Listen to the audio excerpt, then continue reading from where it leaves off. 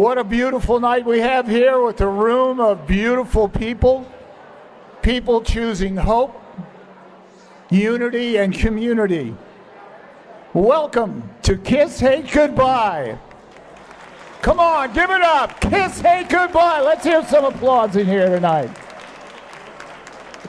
My name is Glenn Kalina, and I've spent many years in broadcasting in Philadelphia and hosted many events over the years, but this event became very special to me.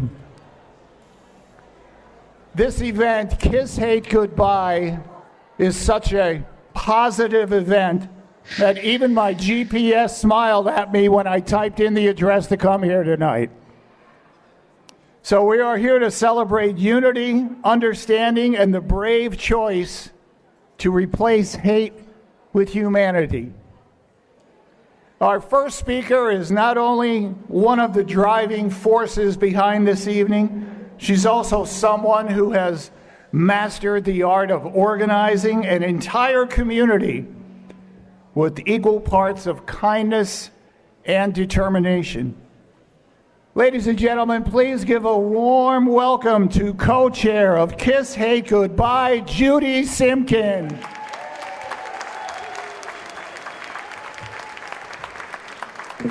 Thank you, Glenn. Thank you. Good evening, everybody. Good evening. And what an amazing evening it's been so far. And there's yet more to come. It's so great to meet and greet all of you here at this beautiful venue, celebrating this very important first-time event. This is certainly a dream come true. It was Greg's dream. These three words, Kiss Hate Goodbye, popped into his head one night, and the rest is history. We had high hopes from the very beginning that we would fill this room. And Craig, we did it. Tonight, we are over 455 people strong. I am truly pleased and honored to be Craig's co-chair, and what a journey it has been.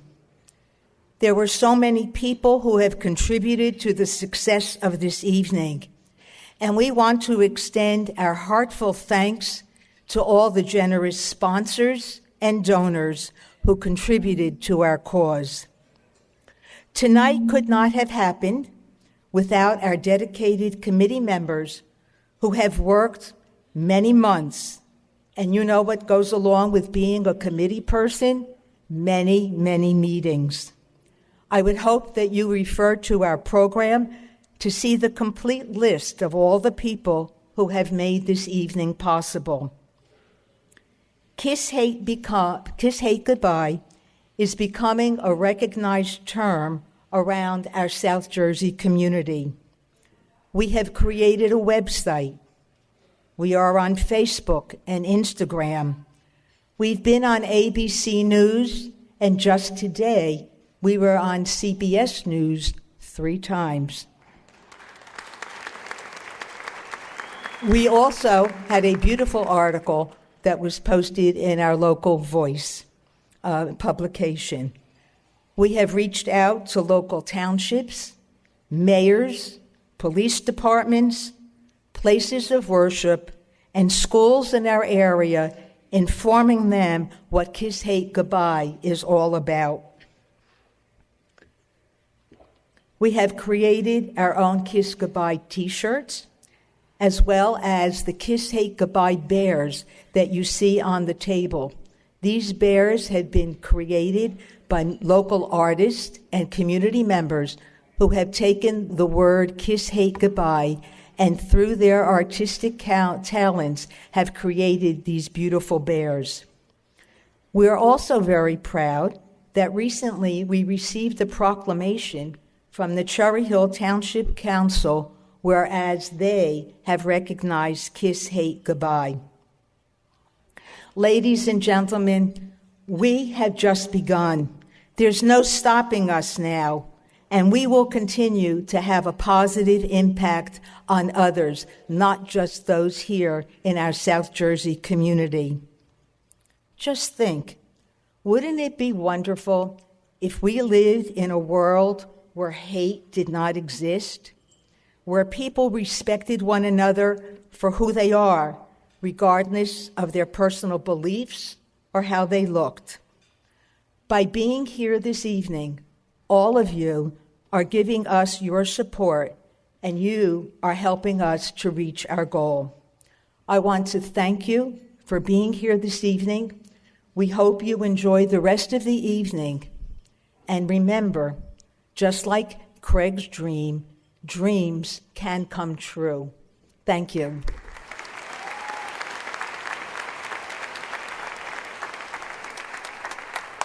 Ladies and gentlemen, please put your hands together for the organizer of Kiss Hate Goodbye, Craig Taylor. Come on up here, Craig.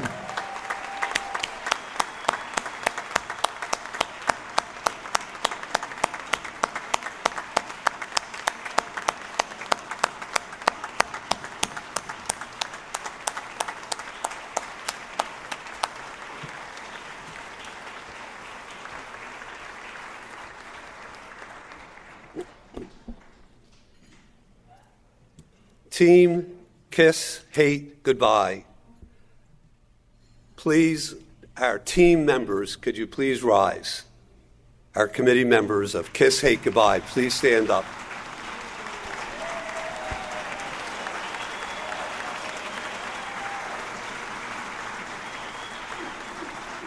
And our sponsors that are here this evening, can you please also stand?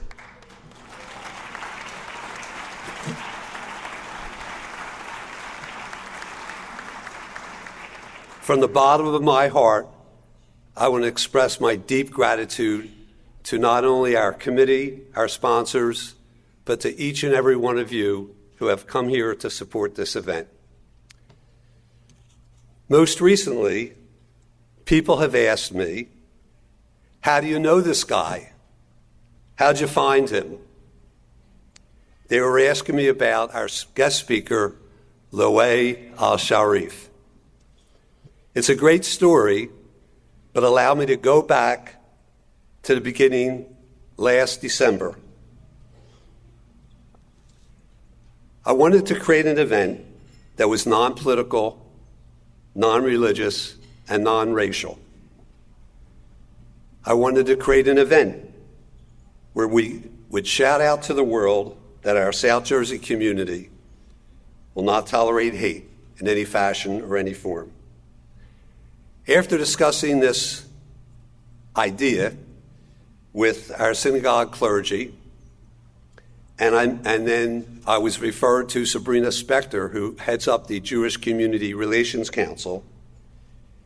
Sabrina loved the idea and gave Judy and I a list of about 50 interfaith organizations associated with the Jewish Community Relations Council.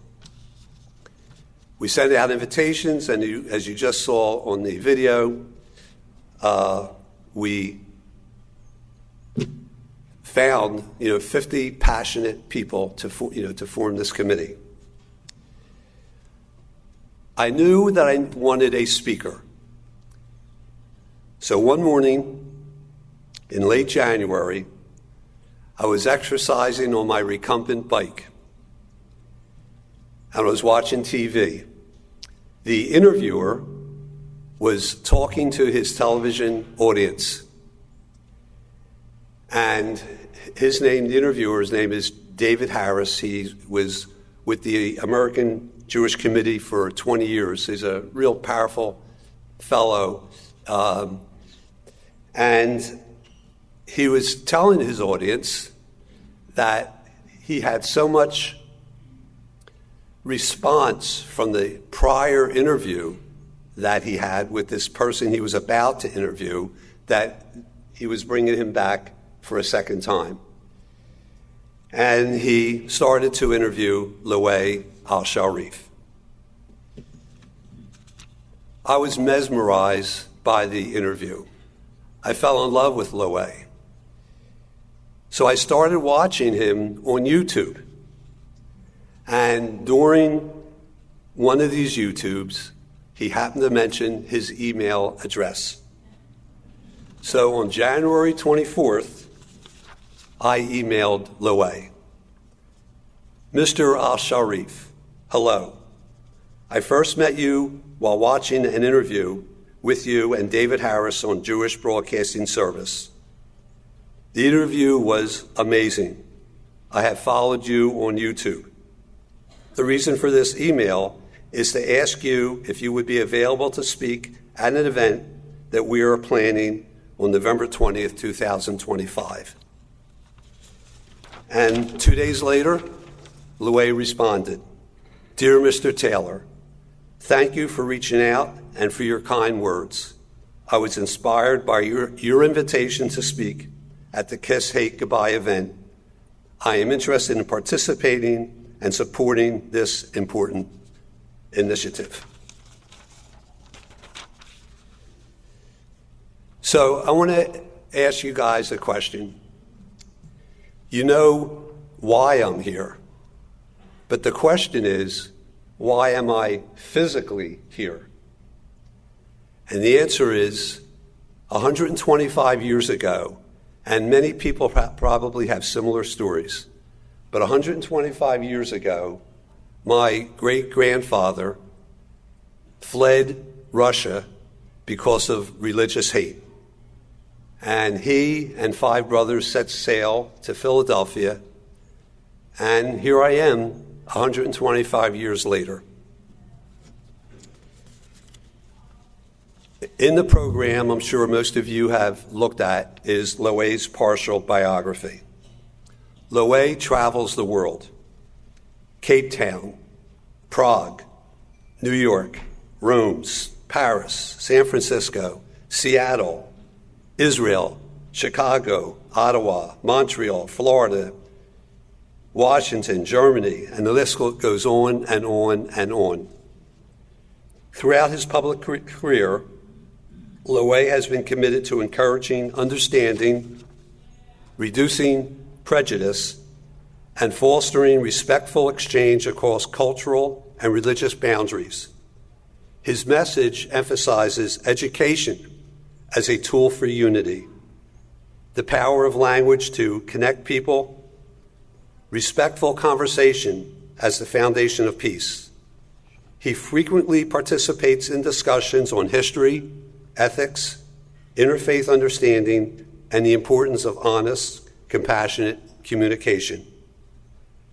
Ladies and gentlemen, you are in for a treat. Loay is special. Please give a round applause and a South Jersey welcome to my friend, Loay Alshareef.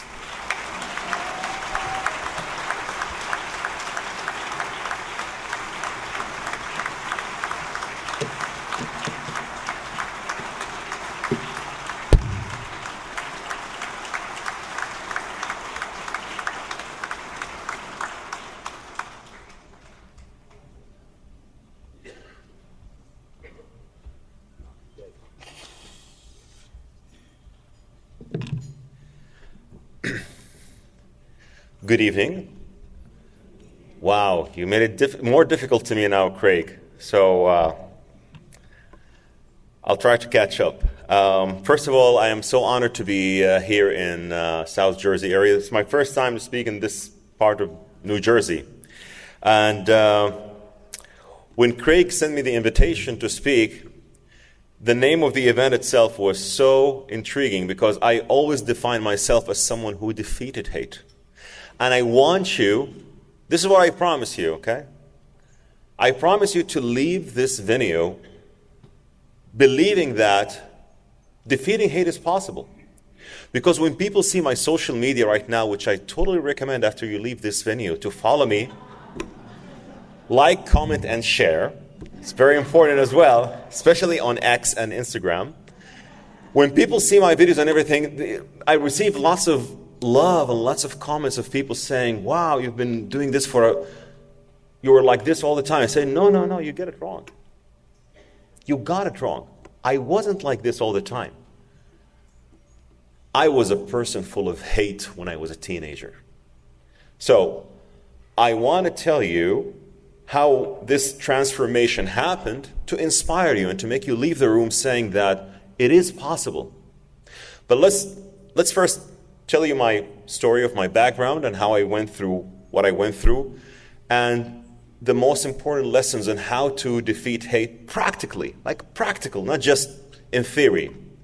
So, I was born and raised in Saudi Arabia to a mixed family, Egyptian-Saudi, and I lived all my life in Jeddah, one of the most beautiful cities in the world. Not because I was born there, it's because it's the reality. It's very beautiful.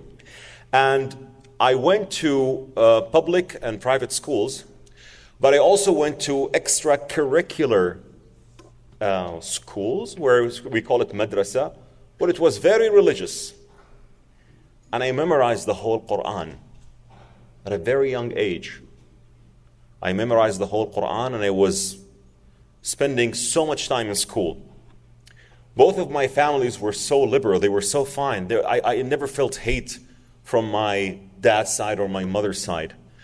But in school, I'm talking about late 90s, I'm 43, I'm not that young. I'm talking about late 90s. Now things in Saudi Arabia dramatically changed. But I'm talking about late 90s, the school system, we were taught lots of bad things. And you know what is more dangerous? What is more dangerous is that when you're taught to hate for the sake of pleasing God, that is absolutely dangerous. And I believed in that because I love religion. I'm still a Muslim. I didn't leave my faith. But I left one thing behind. I left hate. I left hate because it's so lethal. So, what we were taught in school, we were taught that hate for the sake of God is very important. To make Jewish audience feel better, it was to hate Jews first, Christians second. And third, you have all the category, the polytheists, the gays, everyone else. That's third. But first, Jews. Second, Christians. Third, all the other categories. And when you are very religious, you feel that you're doing service to God, that you're doing this for His sake. So I never questioned that because this is what I knew. Now, when I speak about my old self, Loay, I'm not proud of that person.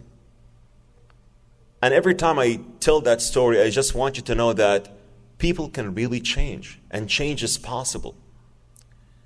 So how did that change really happen? The turning point here in my life was 2010. What happened in 2010? I was working in multinational companies in Saudi Arabia. One of them was German, one of them was Spanish, one of them was French. So, if you are working in a multinational company and you acquire a second language, that will boost your chances of having more and more, how to say this, like promotions, better chances of being promoted. So, and French also was a very important language, like the second important language in Saudi after English. So I thought of learning French. And I signed up for an exchange program where you learn French in France that would have the full immersive experience. And I signed up for a program that was the maximum immersive experience. It's called a host family program. A program where you live with a family to speak the language day and night. So you go to school you go to school from 8 to 1 p.m. and after that you go back to the family, and then you practice what you learned, or at least to get yourself used to the language. So I signed up for the host family program, and I do remember the questionnaire that I filled were very simple. You know, France is a very secular country, so there was no mention of religion. There was a mention of single room, shared room, single bathroom, shared bathroom, single bathroom, pets, no pets. I religiously hated pets, and now I have a cavapoo. So look at that change. No pets, single room, all is good. I went to France. I went to Paris for the first time. I was 27. I went to Paris. The moment I went to the family's house, opened the door, I saw a beautiful map with something in the middle, the Star of David. I was about to scream. It's a Jewish house. And the first thing that came to my mind was everything we learned about Jews in school and in the media.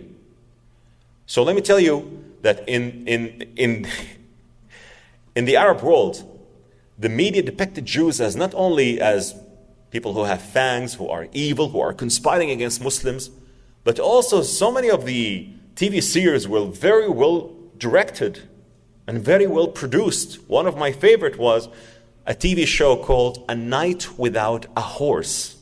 A Night with a K Without a Horse. It was an Egyptian TV show that was so popular in the Arab world, produced in 2002. One of my favorite shows when I was young.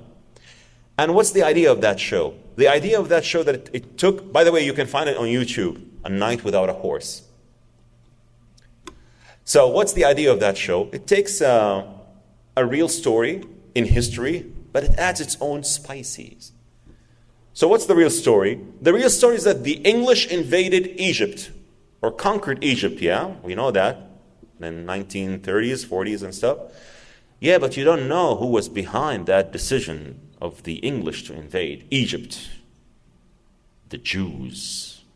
And the first scene was Jewish people conspiring in one table, talking and discussing about the protocols of the elders of Zion, where they say we have to control banks, control money, control media, control the narrative, and control the wealth of the Muslims in the Muslim and Arab world, and Egypt is our door, so we have to push the Brits to conquer Egypt. Many of us bought it. And I don't want to shock you.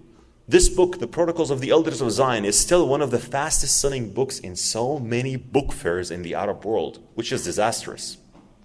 But all of that, I'm just telling you that when I saw the map, and Hamagen David, the Star of David, I had this kind of nightmares in 2 seconds, and I was like, no. What did this school do? I immediately went and wrote an email to the school. I still have the email from 2010. Dear, and then I mentioned the school's name. They reached out to me recently. They said, please stop mentioning our name in a negative way. I said, I'm not mentioning it in a negative way. You're a great school, but you're part of my history. So, dear school, this is what I said. How dare you put me with a Jewish family? I don't feel comfortable. I would like to have a transfer. And I said some other nasty, and I have the email. I'm going to put it in my book, inshallah, next year. I'm going to put it on my personal website. When you read this email, please know that I'm not that person, but it's part of who I was. How dare you put me with a Jewish family? I want to have a transfer effective immediately, now. I said, okay, well, we'll find you another family. I'm so sure they were shocked. I'm going to tell you why. They said, we'll find you another family. It will take some time. It will take a week or two. And during that week or two, the mother of the family that I stayed with did a very nasty Jewish trick. Food. And they were Yemeni Tunisian family. So now I made some links and said, okay, so it seemed that the school thought that they are Arab Jews, and many people in the West think Arabs are all Muslims. So maybe they thought that this would be the case. They are Tunisian, Yemeni, and they are Jewish. And the first meal I have ever had in France, Paris, it was on a Saturday, Jahnoun, a very delicious meal, I'm just telling you, warning you. So I was like, let me just... No, they are kind people, so they are not like the Jews that we hear about. No, maybe they are separate Jews. So I stayed 2 weeks with the family, and then during these 2 weeks, something happened. You know what happened? What really triggered me? to engage into discussions, intellectual talks. Because of their background, they know, and I'm sorry to say this, I always joke with my Jewish friends, I say, thank God they were Tunisian, Yemeni, not Ashkenazi, but I'm just saying that, that because of their background, they understood the Middle East so well, they understood Islam so well, because they also suffered. They are French, but like 7th-generation French. I mean, like their ancestors left Yemen for a very long time. So they understand Islam, they understand culture, they understand. So I had so many discussions with the mother about our faiths and why do you hate Jews? Because you're the enemies of God. We are commanded to hate Jews. You killed so many prophets. You disobeyed the orders of Allah. You tried to assassinate or to try to kill Prophet Muhammad. You did this, you did that, you did. And by the way, I was answering and I was so sincere in my answers. And the mother told me, so do you think that all the Jews did everything that you said, or you think that like a group of Jews did that, or like, and you worship the golden calf? She said, but we don't worship the golden calf. And this is history, and what do you know about Jews? And when I told her what I knew about Jews, I told her everything I knew about Jews from the most anti-Semitic Arab professors in the Arab world. Oh, you are trying to conspire against us, you are trying to control the banks, you're trying to do this, you're trying to do that. And then she told me, Loay, you know that the Torah speaks very violently against the Egyptians who enslaved the Hebrews. I said, yeah, we have something similar like that in the Quran, the story of Pharaoh and Moses. But she said, you know what was the first commandment of God to his people as soon as they left Egypt? It was in Hebrew, Lo teta'ef mitzri ki ger hayita be'artzo. You should never abhor an Egyptian because you were foreigners in their land. There is nothing called eternal enmity or eternal hate. Hate can happen between nations, or hate can happen between different people in different circumstances, but it's not eternal and it's not forever. Plus, the prophets, kings, and heroes of 1.8 billion people who are called Muslims, they are my people. Said, no, hold on. The prophets, no, you're not your people. You are not the same people. They said, we are the same people. Same language, same rituals, same sets of beliefs, same dedications or same festivals. We are the same people that you call in your book the children of Israel. And lots of these discussions were a slap in my face. Because I was learning from the source, not from the adversaries of the Jewish people. And to me, I was having this inner conflict while I'm staying with the family. Like I would say, there is a good Loay here on my right shoulder and a bad Loay. A good Loay is telling me, listen to her, she's saying something, maybe what you were indoctrinated with is wrong. And then the bad Loay, no, she's Jewish, those are the Jews, you don't know what the Jews are doing to the Muslims. But you have to listen and you have to think and you have to debunk. No, you should never trust Jews. Look what they're doing to your brothers in this place or in that place. But I chose to stay because I was so thirsty for this kind of knowledge. And by the way, in 2010, that was the first time I have ever met a Jew in my life. It was the first time for 27 years. We were very well educated about Jews, but never met a Jew. Of course, because we're learning from the adversaries. I spent 8-9 months in Paris. I always say I went to France to study French. I ended up learning Judaism and Hebrew. But it was a very educational period. I witnessed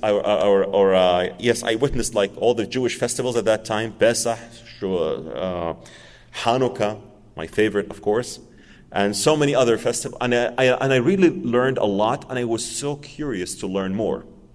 I went back to Saudi Arabia, and at that time in Saudi, there was a big boom in technology called YouTube. And I spent hours, days, and nights on YouTube. Judaism 101. What do Jews say about the Prophet? Jews and the Prophets, Jews and Islam, commonalities between Jews and Muslims, Jews in the Arab world, Jews in Egypt, Jews of Iraq, Jews of Babylonia, Torah 101. Rambam, Saadi, go on for you. I was so interested because I told you, I was raised religiously. And I realized that not only that we have so many things in common, but so many things that we were indoctrinated with were wrong. And this is the first step you need to make in order to defeat hate. You need to have the courage to say, what I was indoctrinated with is wrong. Not everything you were indoctrinated with is wrong, but it is wrong to hate people. It is wrong to hate Jews or to hate Christians or to hate other people of their different origins or different orientation. You should never hate. I really felt something when I was religious, like extra religious, that hate consumes something inside. It really makes you feel like a bad person. It makes you judge people. It makes you treat people based on their color, race, or ethnicity. And this is wrong. Hate is similar to vampires. As soon as it sees light, it burns. And you know what is the light that if hate sees, it burns? Knowledge. Knowledge is very important. And I started to educate myself about other faiths with an open heart, but most importantly, with the audacity to say, my teachers were not telling me the truth. My teachers that I looked up to in my religious schools were not telling the truth about Jews. They are infidels, they don't worship God. But I saw Rachel was the Jewish mother in Paris. When she was, before eating a meal, she was making a prayer. And that not all the Jews worship the golden calf. Not all the Jews are disobedient. There are good and bad in every religion and every faith. And the fact that they personally treated me made me think that, why are we teaching this kind of hate in our schools? So, the experience in Paris or France, it actually planted a seed. And that seed came into fruition when I went back to Saudi Arabia, when I started to learn more about Jews and about Judaism and about Hebrew, and I started to learn Hebrew, and I became very interested in finding the commonalities between Muslims and Jews and Muslims and Christians, and I found that, my God, how could we miss all of these beauties? But of course, when you are blinded by politics and blinded by different narratives, you wouldn't see the truth. And you know what was the first effect of my visit to Paris? That I started my media career in Saudi Arabia in 2012. And it was a very successful career. I won 4 national awards. One of them is the best educational idea in 2013, introducing the concept of edutainment. And one of them was the best tourism show in 2017. And then I started my peace advocacy career before the Abraham Accords and doubled down after the Abraham Accords. And I promise Craig as much as I can that I'm not going to be political, but I have to mention this because this is very important to mention. When the terrorist attack happened on October 7, I woke up that morning and I asked myself a question. What are you going to do? Are you going to speak up? Have you really changed? Because people are celebrating what's happening. And we all know that this is like a pure terrorism against people who were celebrating life in a music festival or were taken away from their beds. Are you going to speak up? You have an option not to speak up. You have an option to just fade away. You have an option just to pretend there's nothing happening. Or you have an option to join the crowd who are praising this kind of terrorism. Or you have an option to stand up and stand out and say what's inside your chest, that you are not for that kind of hate that led to these atrocities, and speak your opinion. That there is a price to pay, I'm telling you. That was my inner voice telling me that. There is a price to pay. I said, I have changed. I have changed. I was on the other side of the river. I saw the abyss of that darkness and I defeated it with knowledge, fact, and the truth. And I had the keys to dismantle this kind of hate. Not only the keys to dismantle hate, but also the empathy. The empathy when I see people who are brainwashed with lots of hate narratives, how to change that with facts. I said, I'm going to speak up. I spoke up on that morning. And I knew there was a price to pay. Of course there was a price to pay. But I always believed that God closes windows and opens so many doors. I lost opportunities, I gained more opportunities. I lost friends, I gained more friends. And I lost some friends that came back asking for a reconciliation. And I told them, you are more than welcome. I don't hate you. You know why? Because I've been in your shoes. I was once in your shoes, repeating all of this hate, repeating all of this narrative, and you are more than welcome to come back. And maybe I really thank God that I went through this journey to have this empathy that I don't hate. I am a big supporter of peace in the Middle East, but not because I'm standing with this side against that side. I'm standing against both people. I'm just against the radicals who, with all due respect to the white American Gen Zs in different campuses here in the United States, I know them far better than they do. I swallowed their hate and I expunged it. I defeated it. I know it very well. I never speak against a group of people, never. But I speak against a group of ideologies that I know so well, and I want to explain to the people here in the West why they are very lethal and very dangerous, and they are growing in your countries because they are misusing the liberal freedom that you provide them, unfortunately. So I started doing this. Many opportunities were lost, but guess what? I was invited to speak for the first time in November 2023. And I said, it's a one-time, that's it, thank you so much. And then again in February 2024. And then March, April, May, June, July, till December. And then I said, okay, that's 2024. Okay, thank you. 2025, I was invited to speak again. I said, I didn't choose this path of being a public speaker or a worldwide speaker where I speak in Latvia, Estonia, Germany, South Africa, the Netherlands, America, Canada. This is not what I was planning. I was planning to continue my mission as a content creator on social media, create lots of content, educating people, and that's it. But thank God, He opened so many doors after so many windows were closed. And I believe if you are sincere in doing what you're doing, He will not abandon you. And what is my mission? To bring people together, to explain how many commonalities we have, how to defeat this kind of hate that really wants to destroy our societies and our communities. It's a noble mission. Do I have regrets? In Hebrew, efes. In Arabic, صفر. In English, zero. Zero regrets. Of course, zero regrets. But I have this passion because I really feel I'm responsible of delivering this, because I was once someone else completely, drawn in the abyss of hate. And once I defeated that, I became invincible. So I want to conclude by saying very important things, that the practical steps to kiss hate goodbye or defeat hate are what I call the 4 replacements. The 4 replacements that I done myself when I was in Paris or during my journey in France.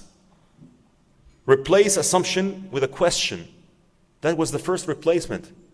Many assumptions that I had about Jews were replaced by asking so many questions to Rachel. What about this? What about that? But not asking question in a way that you're asking a question and leaving the yard. No, asking a question and willing to listen. And willing to say, what she's telling me is different from what I was indoctrinated with, and if it makes more sense, I'm going to accept that. Not everyone has the courage to say this. So this is the first replacement. And the second, judgment with curiosity. I was judging Jews, and Jews first, Christians second, for you to know. I was very judgmental. I would never want to listen. Curiosity made me more and more intrigued to learn more. And that's the second replacement. And then reaction with reflection, reflecting on so many answers that I received from that family about her beliefs and about so many ideas that I didn't know about. Attacking with understanding. You see, when I told you, you did this, you did that, you did this, you did that. But when I was willing to listen with the intent that I would change if what I was hearing was true, that was a very important kind of replacement. And lastly, I would say, I call it replace scrolling with listening, especially in social media. And I see the greatest battle to defeat hate on social media. The greatest battle to defeat hate today is not the legacy media, it's social media. Many of our children, they don't listen or they don't get their information from the textbook or from school. They get it from TikTok. They get it from Instagram. They get it from Facebook. So I dedicated my life mission to create content, very educational content, about what I do on how to fight radicalism and how to promote peace in my region, the best region in the world, the Middle East, on social media. And if you go to my social media, you will never see a video attacking this person or that person. I would just give you informative information, very direct, debunking misinformation, explaining facts to those who don't know it, and also explaining to those who have the wrong ideas why their ideas are wrong and how they can change it. And my credibility is very important because I always tell people that I was in your shoes, especially the Arabs and the Muslims. And as soon as they verify that, they get more and more intrigued. Okay, so you memorize the Quran, okay, because my school that I memorized the Quran in Jeddah is very popular, and people were asking, is it true, is it true? And when they say, yes, it's true, but how come he's very friendly with Jews? Because I always say, I never left Islam. I never left my faith. But I left one thing behind, hate. I'm a Muslim who prays, who fasts the month of Ramadan. I did Hajj twice. But I only left hate. And I always interpret the religious texts that are very hateful by so many extremists in their context. And I say these are texts that fit the 7th century for some circumstances that were there. The Byzantine Empire were attacking the Arabian Peninsula, and you have so many alliances at that time, and many things happened. I cannot really treat Jews and Christians based on what happened between Richard, the Lionheart, and King Philip and Saladin in the 11th or 12th century. That's nonsense. I cannot take these interpretations, but this is the kind of reform that I did on a personal level that changed me into a better person. I'm not a religious authority. I did my own reform, a personal reform, where I can keep my faith that is so beautiful, and I believe it's so beautiful, and at the same time reject hate. Hate against Jews, hate against Christians, hate against gays, hate against anyone. I never hate people. I encounter ideas, bad ideas, and I debunk them, dismantle them with knowledge, facts, and the truth. And I want to conclude, now this time for real, I want to conclude by saying that every post I make on YouTube, every post I make on Instagram, I make a prayer. I say, God, please, let this be a seed planted in someone's head that they might change their minds and hearts, not now, in the future. Because He knows my intention, that I really want to make this world that He gave us a better world. And this is what Rachel said, Loay, I want you. I don't know how she knew this, because I wasn't a social media influencer at that time. She said, I want you to do something that we call in Judaism, tikkun ulam, healing the world or fixing the world. According to Rachel, it's Michael Jackson who was influenced by that commandment, that he made a song, heal the world, make it a better place. I don't know if it was really that he was influenced by that, but that was, according to Rachel, Heal the world, make it a better place. Fix the world. And I choose to fix the world. We will never be able to end hate completely. But we are able not to let hate has its final word. Not to let hate has the final word. We can come together with knowledge to dismantle hate between faiths. And this is a mission that I always say will make me proud of meeting my Lord when I die, and I tell him I did my best to bring your children together, and I died trying. Thank you so much.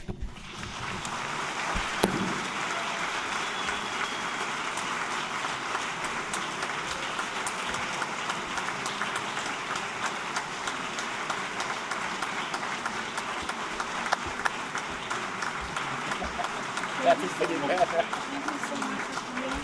This is a leader address that the community wanted to present to you, and then you always remember your time and moments here with us. Well, thank you so much for the teddy bear. I thought there are chocolates as well, no? Okay. But thank you so much for this. Thank you.